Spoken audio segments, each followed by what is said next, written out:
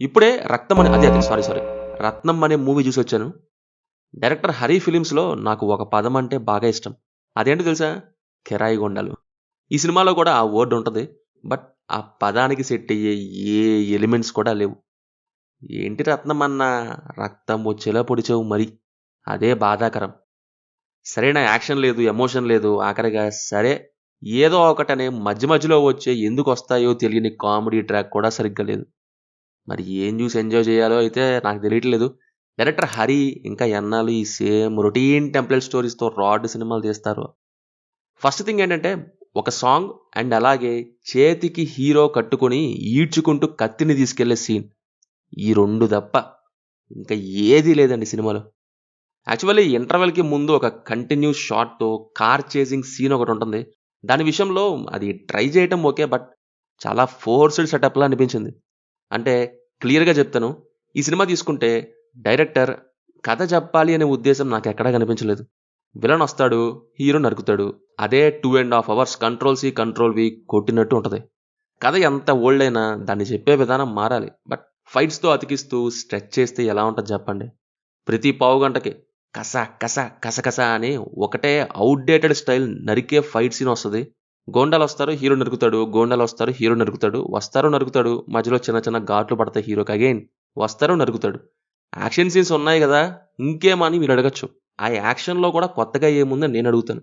ఎప్పుడో 2000s time నాటి స్టైల్‌లో ఉంటాయి అవి కూడా. ఇక డ్రామా విషయానికొస్తే 'రత్నం' అండ్ 'మల్లిక' మధ్య కన్వర్జేషన్స్ వచ్చిన ప్రతిసారి ఇదేం గోల అనే ఫీలింగొచ్చింది. వదిలేయమంటే నో ఐ కాంట్. ఇప్పుడు వదిలేస్తా. No it's my prestige. నేను ఆపుతా, నేను నరికేస్తా. ఆపుతా, నరికేస్తా. సెకండ్ హాఫ్ అంతా ఫుల్ టార్చర్‌లా అనిపించింది ప్రొసీడింగ్స్. ఆ ఫస్ట్ హాఫ్ అయినా ఏదో ఎందుకు పోతదో ఏమో, ఏ సీన్ ఎందుకొచ్చిందో ఏమో అన్నట్టు పోతా ఉంటది. అది బాగా పేషెన్స్‌తో అయినా గెంటుకుంటూ వెళ్ళిపోవచ్చు గానీ, ఆ సెకండ్ హాఫ్ అబ్బో! ఒకే చోట స్టక్ అయిపోద్ది. అరిగిపోయిన క్యాసెట్‌లా నరుకు, కూ కూ కూ కూ అనుకుంటూ. విలన్స్ వైస్ క్యారెక్టర్‌లోనూ ఇంతే. స్టార్టింగ్‌లో మురళీ శర్మకి సెట్ చేసిన క్యారెక్టర్ చూసి ఏదో అనుకున్నా. కానీ సెకండ్ హాఫ్ అంతా తుస్సే చేశారు. విలన్ క్యారెక్టర్‌ని ఇంకా లేపాల్సింది. మంచిగా ఇంట్రడ్యూస్ చేశారు. ఇక కిందకి పడేసిన ఫీలింగ్. అండ్ ఇంకోటేంటంటే ఇదివరకటి 'హరి' ఫిలిమ్స్‌లో కామెడీ ట్రాక్ మధ్య మధ్యలో కావాలనే పెట్టినట్టున్నా గాని ఒక ఫ్లో ఉంటది.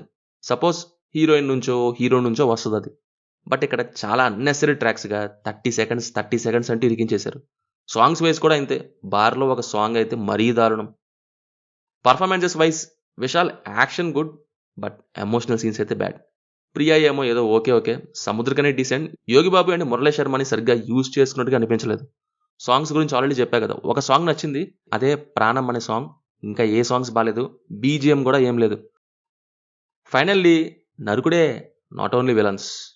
Director 'Haris' disappointing and weak ప్రొడక్ట్స్‌లో ఇది ఒకటని చెప్తాను నేనైతే. మరి మీకెలా ఉంటదో నాకు తెలీదు. సో, ఇది మరి 'రత్నం' సినిమా గురించి. సినిమా చూసుంటే కింద కామెంట్స్‌లో మాతో తప్పకుండా షేర్ చేసుకోండి. రివ్యూ నచ్చితే మన ఛానెల్‌ని సబ్స్క్రైబ్ చేసుకోండి. Will meet in next video. Thank you. జై హింద్.